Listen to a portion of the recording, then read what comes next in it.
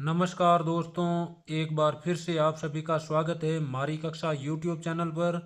और आज हम शुरू करने जा रहे हैं PYQ सीरीज में इतिहास का पाठ नंबर 4, विचारक, विश्वास और इमारतें। 2026 के ब्लूप्रिंट के अनुसार इस पाठ से टोटल 7 नंबर के प्रश्न आएंगे। एक नंबर का आएगा एक बहुविकल्पीय प्रश्न, और एक आएगा अति लघुतरात्मक प्रश्न, 2 नंबर का आएगा एक लघुतरात्मक प्रश्न, और 3 नंबर का आएगा एक दीर्घोत्तरात्मक प्रश्न। तो शुरू करते हैं। पहला प्रश्न, निम्न में से कौन सा युग में सुमेलित है? तो इसका उत्तर हो जाएगा बुद्ध का जन्म लुम्बिनी। यह है जो सुमेलित हैं, बाकी सब गलत हैं। तो देखिए, बुद्ध को ज्ञान की प्राप्ति हुई थी बोध गया में, और बुद्ध ने प्रथम उपदेश दिया था सारनाथ में, और बुद्ध को निर्वाण की प्राप्ति यानी मृत्यु हुई थी कुशीनगर में। तो देखिए, लुम्बिनी नेपाल, यहाँ पर हुआ था महात्मा बुद्ध का जन्म, और सम्राट अशोक ने यहाँ की यात्रा की थी और यहाँ से टैक्स भी कम किया था। बोध गया, यह है बिहार में, और यहीं पर पीपल के पेड़ के नीचे इन्हें ज्ञान की प्राप्ति हुई थी। और उसके बाद में सारनाथ, वाराणसी, यहाँ पर इन्होंने अपना पहला उपदेश दिया, जिसे बौद्ध धर्म में धर्म चक्र परिवर्तन के नाम से जाना जाता है। उसके बाद में है कुशीनगर, उत्तर प्रदेश। यहाँ पर महात्मा बुद्ध की हुई थी मृत्यु, जिसे बौद्ध धर्म में महापरिनिब्बाण या महापरिनिर्वाण के नाम से जाना जाता है। और ये चारों स्थान है वो बौद्ध धर्म में सबसे पवित्र स्थान माने गए हैं। शाहजहां बेगम और उनकी उत्तराधिकारी सुल्तान जहां बेगम, जिन्होंने सांची के स्तूप के रखरखाव के लिए धन का अनुदान दिया, किस राज्य से संबंधित थी? तो ये संबंधित थी भोपाल से। और ये भोपाल की थी नवाब या शासिकाएं, और इन्होंने एक पुस्तक भी लिखी थी जिसका नाम था ताज उल इकबाल तारीख भोपाल। और इन्होंने सांची के स्तूप के संरक्षण के लिए यानी सुरक्षा के लिए धन दिया था। और इन्होंने सांची में एक म्यूजियम संग्रहालय बनवाया और एक अतिथिशाला का भी निर्माण किया।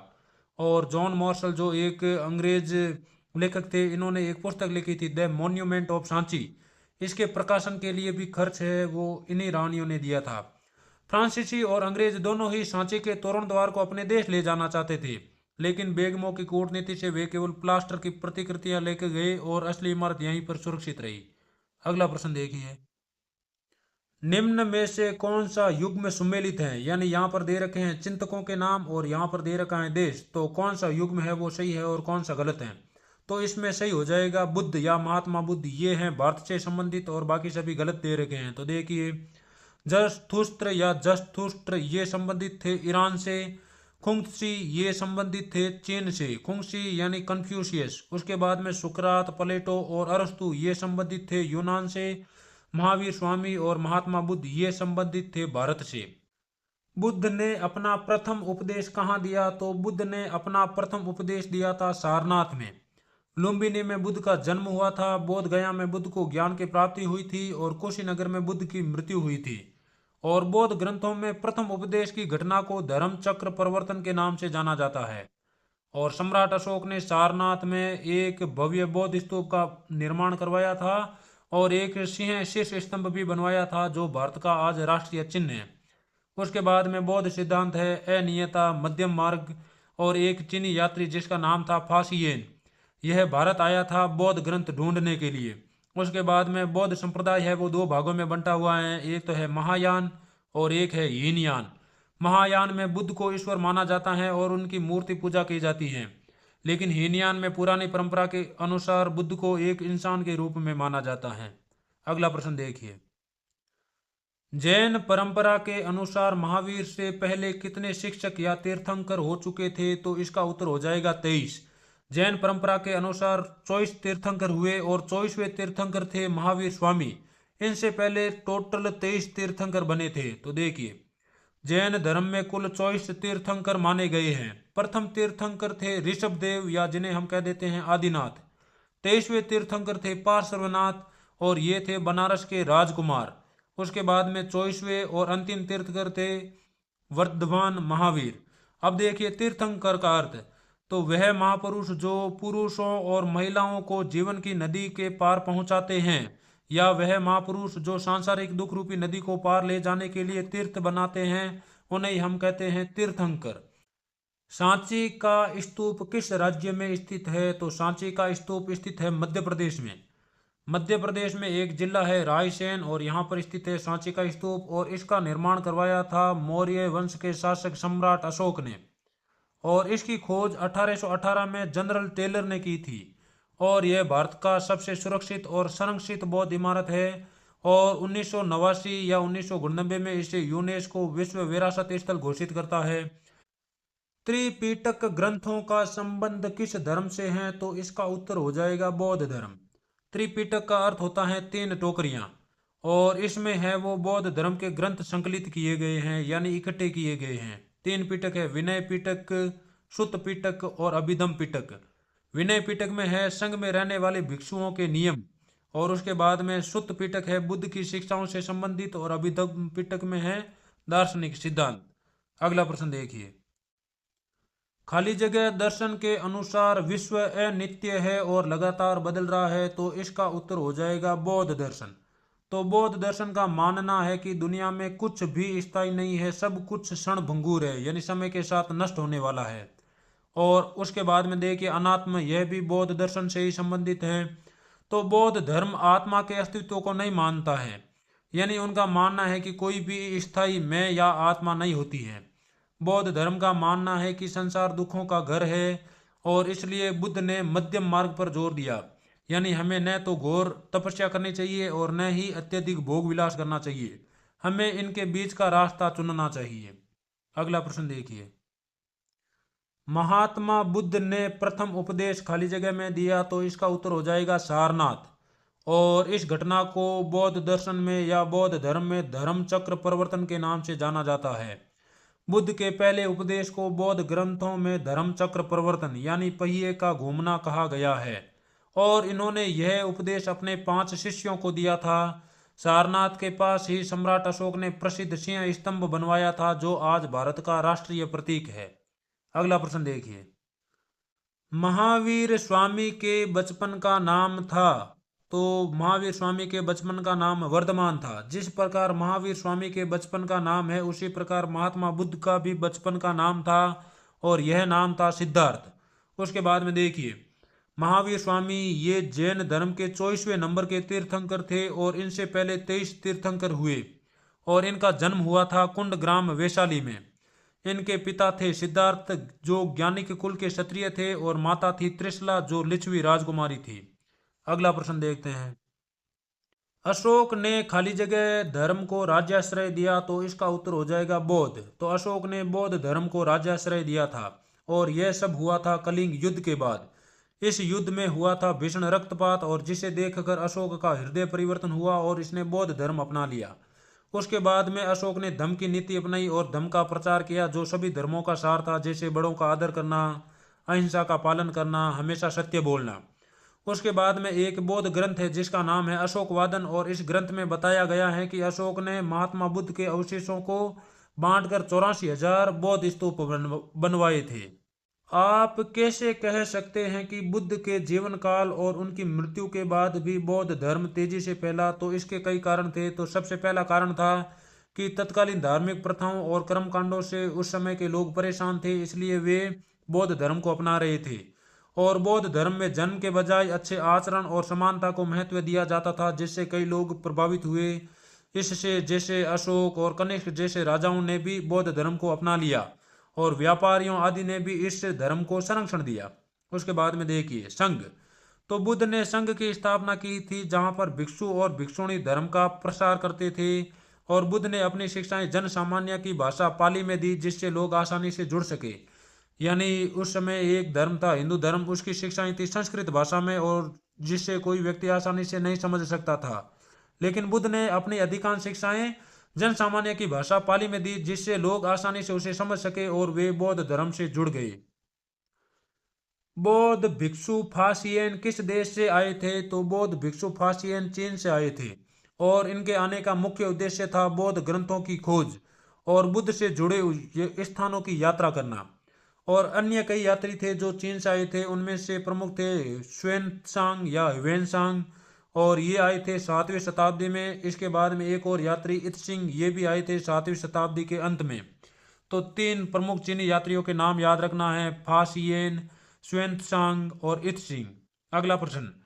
बौद्ध परंपरा के अनुसार अपने शिष्यों के लिए बुद्ध का अंतिम निर्देश क्या था? तो बुद्ध का अंतिम निर्देश था, तुम सब अपने लिए खुद ही ज्योति बनो या फिर आत्मदीपो भव, क्योंकि तुम खुद ही अपनी मुक्ति का रास्ता ढूंढ सकते हो। उसके बाद में देखते हैं, बुद्ध की मृत्यु को हम महापरिनिब्बाण या महापरिनिर्वाण के नाम से जानते हैं, और बुद्ध की मृत्यु हुई थी कुशीनगर उत्तर प्रदेश में। तीर्थंकर से क्या अभिप्राय है? तो जैन धर्म में तीर्थंकर उन महापुरुषों को कहते हैं जो पुरुषों और महिलाओं के जीवन रूपी नदी को पार पहुंचाते हैं। वे धर्म के संस्थापना करते हैं और लोगों के मार्गदर्शक होते हैं। जैन धर्म में कुल 24 तीर्थंकर हुए हैं। प्रथम तीर्थंकर थे ऋषभदेव और अंतिम तीर्थंकर थे वर्धमान महावीर। और प्रत्येक तीर्थंकर के लिए एक प्रतीक होता था। उदाहरण के तौर पर महावीर स्वामी का प्रतीक था सिंह यानी शेर, पार्श्वनाथ का प्रतीक था सर्प यानी सांप, और ऋषभदेव का प्रतीक था वृषभ यानी बैल।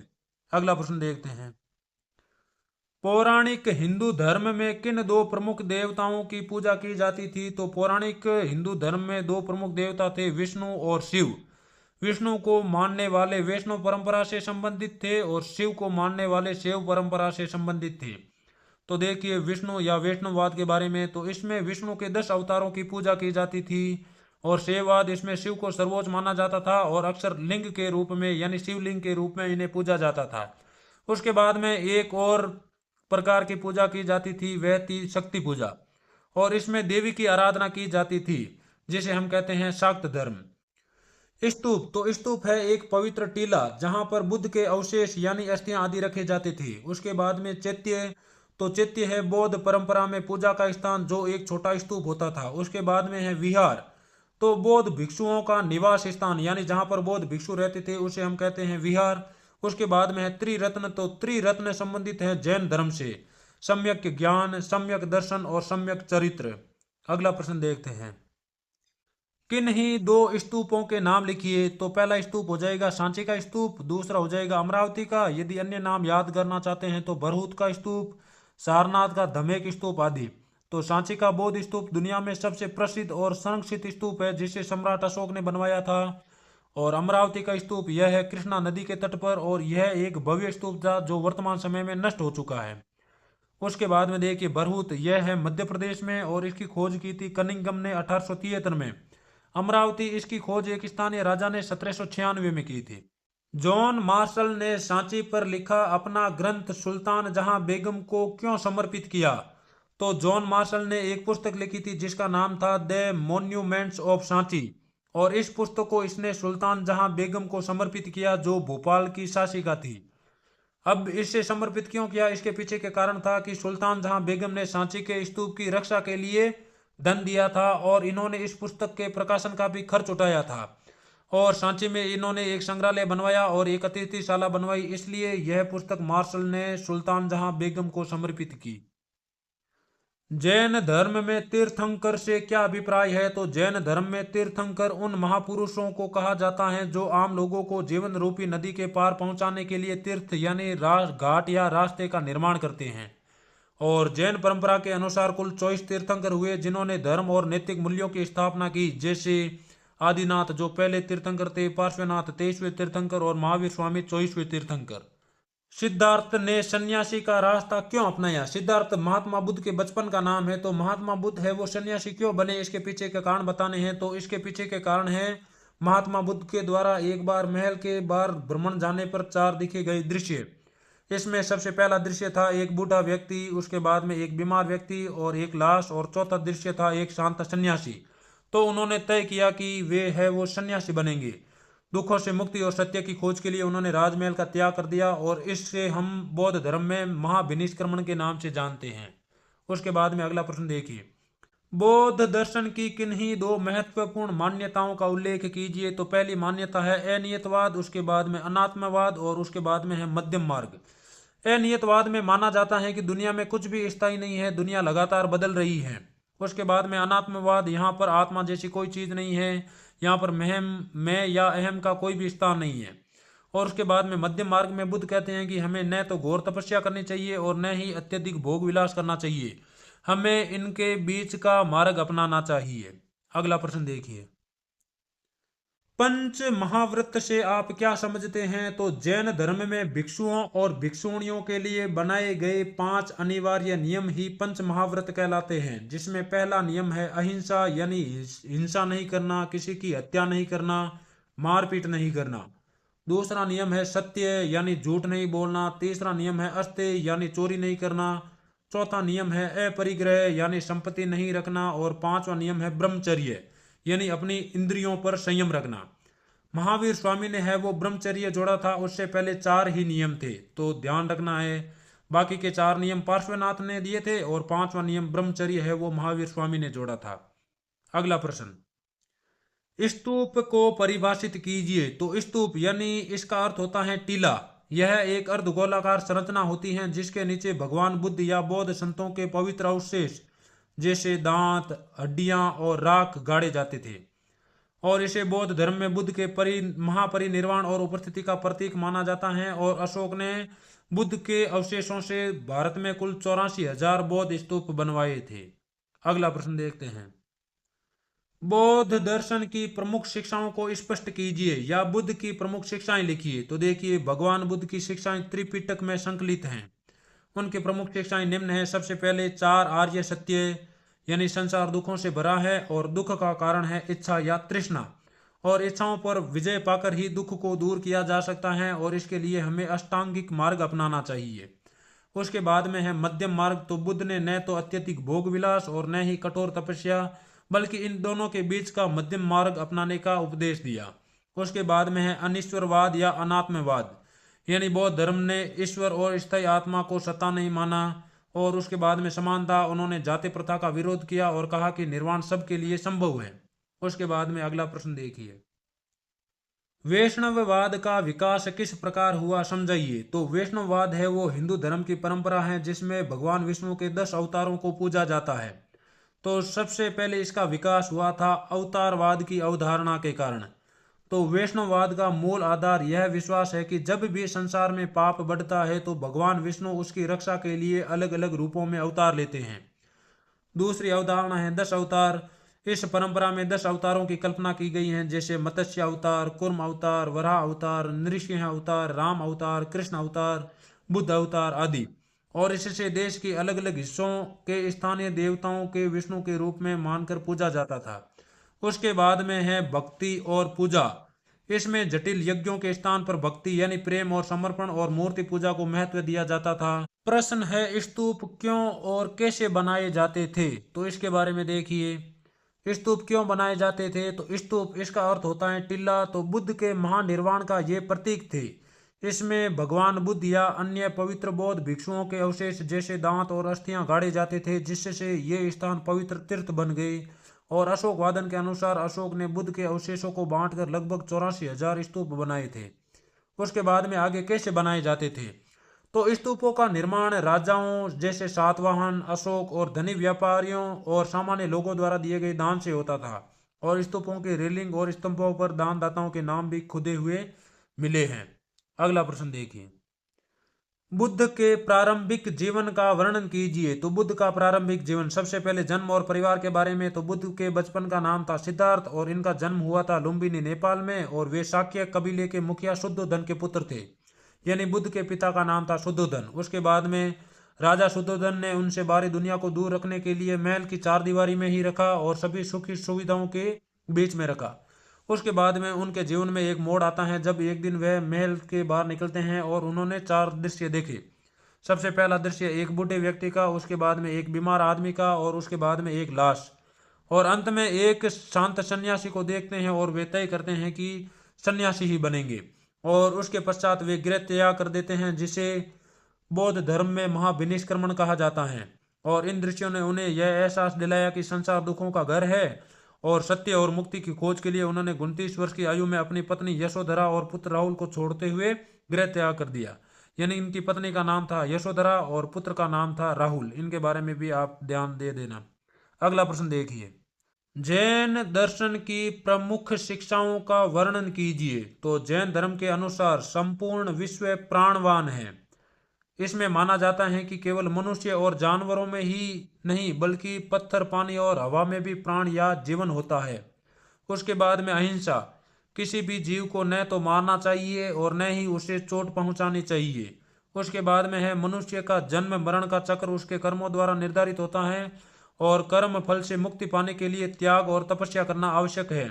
उसके बाद में है पंच महाव्रत यानी अहिंसा, सत्य, अस्तेय, अपरिग्रह और ब्रह्मचर्य का पालन करना। उसके बाद में है स्यादवाद या अनेकांतवाद। तो सत्य को देखने के कई नजरिए हो सकते हैं, कोई भी एक विचार पूर्ण सत्य नहीं होता है।